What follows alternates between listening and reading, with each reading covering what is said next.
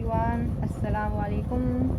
Coordinate geometry का chapter number 7 कर रहे हैं हम, और वर्कशीट नंबर 28 है ये, जो कि आपको 7 सितंबर को दी गई थी। और ये वर्कशीट नंबर 28 आपकी इस चैप्टर की लास्ट वर्कशीट है, क्योंकि जो आपकी नेक्स्ट वर्कशीट होगी वो एक प्रैक्टिस टेस्ट के तौर पर दी जाएगी। उसमें हम कुछ भी नहीं समझाएंगे, सिर्फ आपको कुछ क्वेश्चंस देंगे जो आपको करने होंगे वो इसी चैप्टर के ऊपर बेस्ड, ठीक है, लेकिन वो आपके प्रैक्टिस वर्कशीट उसको आप बोल सकते हो। तो this is the last worksheet of this chapter. आप ऐसा कह सकते हैं कि वर्कशीट 28 आपकी लास्ट वर्कशीट है कोऑर्डिनेट ज्योमेट्री चैप्टर नंबर 7 से, जिसका नाम है मुख्तस ज्योमेट्री। मैंने उर्दू में लिखवाया था आपको, वो यहाँ पे लिख लीजिएगा आप। सब मैंने कराया हुआ है उर्दू में आपको ये सब। अच्छा, यहाँ पे फिर आपको केसेस दिए हैं। पहला केस आपका ये वाला है। पहला केस आपको इसमें 3 केस दिए हैं। बेसिकली 3 फार्मूलाज हैं, 3 तरीक़े हैं जिनसे आपकी ये वर्कशीट पूरी होती है। तो पहला केस है आपका, पहला केस में आपको बताना है कि to find the vertices of a quadrilateral like rectangle, square, parallelogram and rhombus by using mid point formula as diagonal of these quadrilaterals intersect each other. बस इसमें यही बोला है कि केस फर्स्ट में आपको वो एग्जांपल्स दिए जाएंगे जिनमें आपकी 4 ज़िला होगा, चाहे वो 4 ज़िला आपका रेक्टेंगल हो, मुस्ततील हो, चाहे वो स्क्वायर हो, मुरबा हो, चाहे वो पैरेललोग्राम हो आपका, मुतवाज़ी अल अज़ला हो, और चाहे वो आपका रोम्बस हो, मुइन हो, ठीक है। ये आपके इस तरह, और फिर उनके जो मिड पॉइंट्स हैं, जो उनके वस्ती नुक्ता है, उनको जोड़कर जो फॉर्मूला बनता है वो आपको बताया जाएगा। तो हम जब ये एग्जाम्पल पढ़ेंगे तो एग्जाम्पल पढ़ के हमें और क्लियर होगा कि केस फर्स्ट हमसे क्या कहना चाह रहा है। तो जब मेरा पहला एग्जाम्पल मैं रीड करती हूँ तो इसमें आता है ABCD is a parallelogram with vertices A 7,2, जिसके आपके नुक्ते हैं ये, और B 8,3 and C 9,4 and D P,3, यानी कि आपको दिख रहा है कि यहाँ पे 4 नुकात हैं, A B C D, आपके 4 नुक्ते हो जाएंगे ये, और इन 4 नुक्तों को मिलाकर ही आपका क्या बनेगा, 4 ज़िला बनेगा। अब यहाँ पे बोला है अगर नुकात A 7,2, B 8,3 और C 9,4 और D P,3 मुतवाज़ी अल अज़ला के रास हैं, यानी are the vertices of a parallelogram. Vertices मतलब उसके कोने हैं 4। P की कदर मालूम कीजिए, तो P की वैल्यू मालूम करनी है आपको इसके अंदर। तो आइए अब हम थोड़ा डायग्राम बना लेते हैं अपना। डायग्राम से हमें थोड़ा और क्लियर हो जाएगा कि हमसे पूछा क्या है इसने। तो पहले आपको यहाँ पे सबसे पहले तो आप यहाँ पे 4 ज़िला बनाइए। वैसे आपको इतना डायग्राम की ज़रूरत नहीं है, अगर, लेकिन जब आप परफेक्ट हो जाएंगे इस चैप्टर में, इस क्वेश्चंस करने में, तो आप ये क्वेश्चंस बिना डायग्राम के भी कर सकेंगे, क्योंकि हमें फार्मूला लगाना है। और फार्मूले में आपको पता है इसका नाम क्या है, ABC, और फार्मूला आपको पता है x1 y1 x2 y2 ये सब लेना होता है इसके अंदर। और जो पहले आता है उसको x1 लेते हैं, जो बाद में आता है उसको x2 लेते हैं। तो आपको फार्मूला बस याद होना चाहिए। चाहे तो आप डायग्राम 1% मिस भी कर सकते हैं, लेकिन अगर आपके पास टाइम है और क्वेश्चन ज़्यादा नंबर का है तो डायग्राम भी बना दीजिएगा, उसके और अच्छे नंबर मिलेंगे आपको। तो हमारे पास यहाँ पे ये इन्होंने कहा है कि एक हमारे पास पैरेललोग्राम है मुतवाज़ी अल अज़ला, और ऐसे बनता है, ये आपको पता है, इसकी 2 साइड ऐसे पैरेलल होती हैं। ये दोनों साइड मुतवाज़ी हैं, पैरेलल हैं, और ये 2 साइड पैरेलल होंगी, ठीक है। ये 2 साइड पैरेलल होंगे और ये 2 साइड पैरेलल होंगे। ऐसे नहीं होगा कि ये एक साइड ऐसे जा रही है और एक ऐसे जा रही है, ऐसे नहीं होगा। अगर ये ऐसे होगी तो दूसरी भी ऐसे ही होगी, अगर ये ऐसे होगी तो दूसरी भी ऐसे ही होगी, दोनों आपकी पैरेलल होंगी साइड्स, ठीक है। पैरेलल साइड्स का मतलब क्या हो गया, मुतवाज़ी हो गया, ये पैरेललोग्राम हो गया। तो उन्होंने बोला है A, देखो A है पहले, तो मैं पहले A ही लूँगी, और इसके नुक्ते क्या है मेरे पास, 7,2, तो मेरे पास है 7,2, और B जो है, B के मेरे पास है 8,3, और C के मेरे पास है 9,4, और D के मेरे पास है P,3, ठीक है। मेरे पास ये आपके A B C D 4 क्या है मेरे पास, कोऑर्डिनेट्स आ गए यहाँ पे। अब इसने बोला है कि P की वैल्यू मुझे निकालनी है, मुझे P की वैल्यू निकालनी है, यानी कि जो मेरे पास D पॉइंट है, जो D के जो नुक्ते हैं P, इसका मुझे वैल्यू निकालनी है। तो देखो, चूँकि ये पैरेललोग्राम है और मैंने आपको पढ़ाया था कि 4 होते हैं, 4 ज़िला 4 तरह के होते हैं। अब मैं आपको एक बार और बता देती हूँ।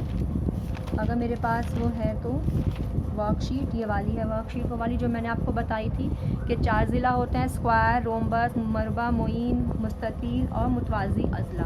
तो ये मुतवाज़ी अज़ला वाला केस कर रहे हैं हम।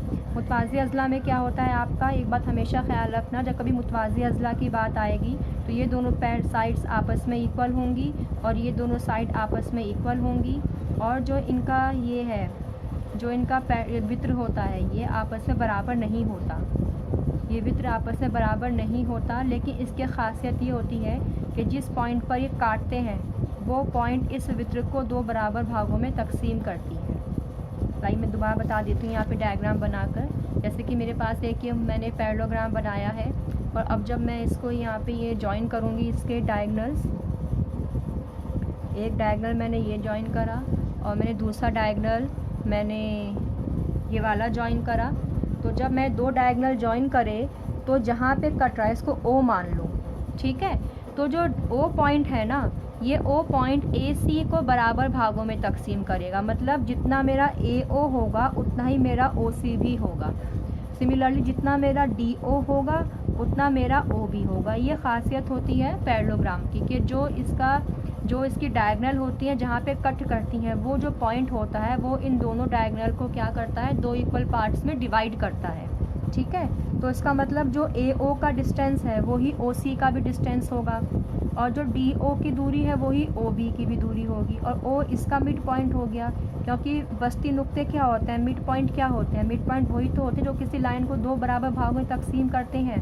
जैसे कि एक लाइन है ये, और ये सपोज़ कर लीजिए आपकी पूरी लाइन ये वाली 4 सेंटीमीटर की है, ठीक है, और मैंने ये बीच में कट लगा दिया। अब ये भी 2 सेंटीमीटर बन गई और ये भी 2 सेंटीमीटर बन गई, यानी इस 4 सेंटीमीटर को इस पॉइंट ने दो उसमें डिवाइड कर दिया इक्वल पार्ट्स में।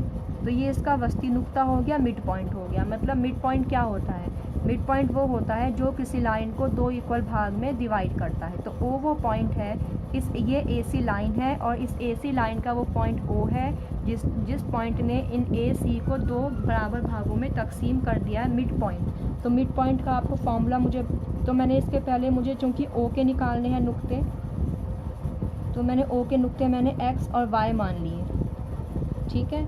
और आपको पता है मिड पॉइंट फार्मूले से क्या होता है,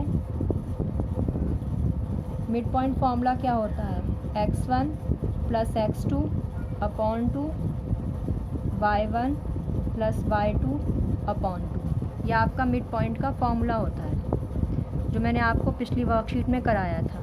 और मैंने कहा था ये फार्मूला सेक्शन फार्मूले से ही आया है, बस इसमें यह है कि सेक्शन फार्मूले में m1 m2 रेशो रखना होता है और इसमें 1:1 रखना होता है, ठीक है।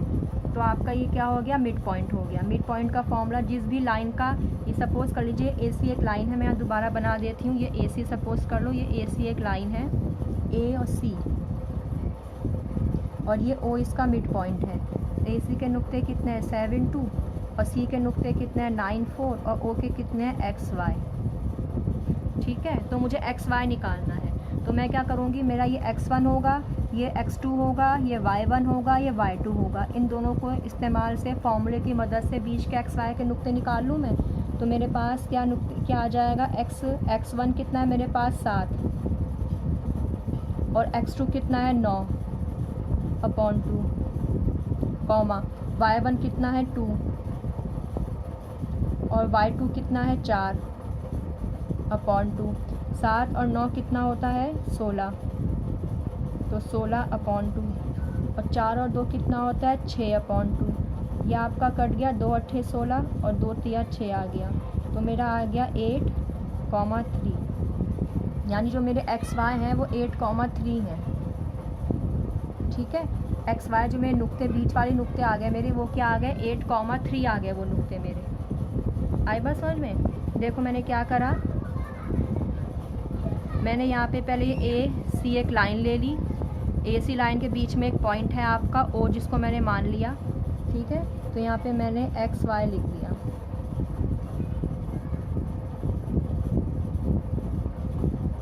ठीक है। अब एक्स वाई की वैल्यू 8,3 आ गई मेरी, आई बात समझ में। अब ये डी बी ले लेती हूँ मैं लाइन वाली। अब मेरे पास ये वाली लाइन आ जाएगी डी बी, और इसका भी बीच का नुक्ता है, देखो ये DBO, इसका भी नुक्ता है बीच का। तो इसके तो मेरे पास आ गए 8,3, ठीक है, इसके भी आ गए 8,3। और D के नुक्ते क्या है मेरे पास, P,3, और मेरे पास B के नुक्ते क्या हैं, 8,3। क्लियर हुआ। अब मैं क्या निकाल लूँगी इसके अंदर, P की वैल्यू निकाल लूँगी दोबारा से मिड पॉइंट वाला फॉर्मूले से। तो मेरे पास ये क्या आ गया, ये मेरे पास x1 आ गया, ये y1 आ गया, ये x आ गया, y आ गया, ये x2 आ गया, y2 आ गया, ठीक है।